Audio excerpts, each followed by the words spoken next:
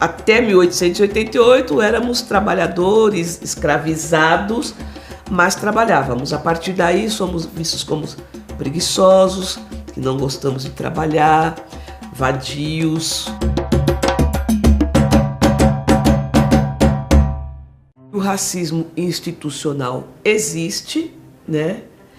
E atua dessa forma na vida das pessoas negras, porque existe o racismo que foi estruturado ao longo, né, do final do século XIX até o que a gente presencia hoje. Nós tínhamos até 1888 um regime de escravidão, uma escravidão que era justificada através de teorias científicas, que dizia, né, que os negros eram de raça inferior, e por conta disso a possibilidade de você escravizar pessoas e abaixo de tortura, né, de muita violência, porque a escravização é isso. Olha pra frente, seu preto safado! Vamos, safado! Entra logo aí! Quando o Brasil percebe, né, o Estado brasileiro percebe que não vai ter jeito, que ele vai ter que acabar com a escravidão, ele começa a tomar uma série de medidas, inclusive legislativas, para possibilitar a marginalização de homens e mulheres negros e negras. A gente pode começar, por exemplo, com a lei que proíbe os negros de estudarem, o Ato de Império de 1834. Era um ato de império que impedia os negros, era proibido que os negros estudassem. Em 1850, você tem a edição do Ato de Império, que eles chamam de Lei de Terras. As pessoas são proibidas de comprar as terras, principalmente os negros e indígenas. Aí você caminha mais um pouco, você tem em 1888 a Lei Áurea, em 1889 a Proclamação da República, e já a partir daí o Estado brasileiro começa a pensar, tá bom, e agora? Quem é que vai trabalhar pra gente?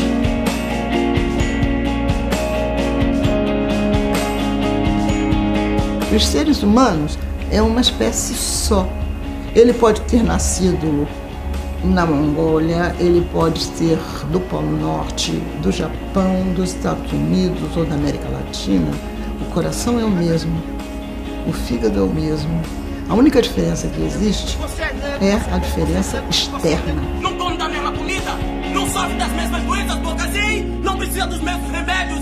Quando a gente sua, não sua o corpo, tal qual um branco boca, hein? A partir daí somos vistos como preguiçosos, que não gostamos de trabalhar, vadios. As mulheres são vistas como prostitutas, como hipersexualizadas, né? Macumbeiras. Então, já pensando nisso, eles já começam a trazer os europeus, principalmente alemães e italianos, para substituir a mão de obra escrava. Muitos desses europeus vêm para o Brasil já recebendo um pedaço de terra, algum dinheiro e animais. E o que acontece com essa massa de homens e mulheres negros e negras após a abolição da escravatura? Sem terra, sem educação e sem trabalho.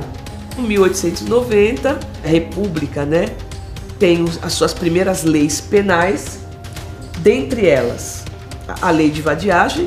Os negros que eram encontrados sem trabalho na rua poderiam ser presos. E você tem a lei do capoeira, que proíbe os negros de jogarem capoeira ou de manifestar as suas culturas na rua, porque na verdade o intuito, além de proibir essa manifestação, era proibir o agrupamento, o ajuntamento de negros nas ruas. E é por isso que a gente fala hoje que a gente tem um racismo que ele foi estruturando-se.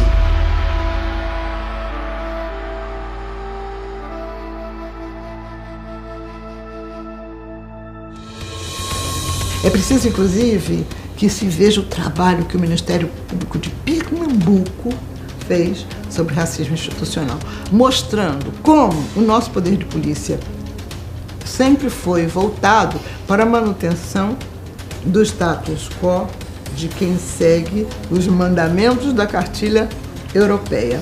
Branco, cristão, macho. Que há uma justificativa, há um processo ideológico por trás de ter as prisões brasileiras abarrotadas de negros, de ter uma maioria de pobres no país negros. Esse é um projeto filosófico do próprio grupo que comanda o país.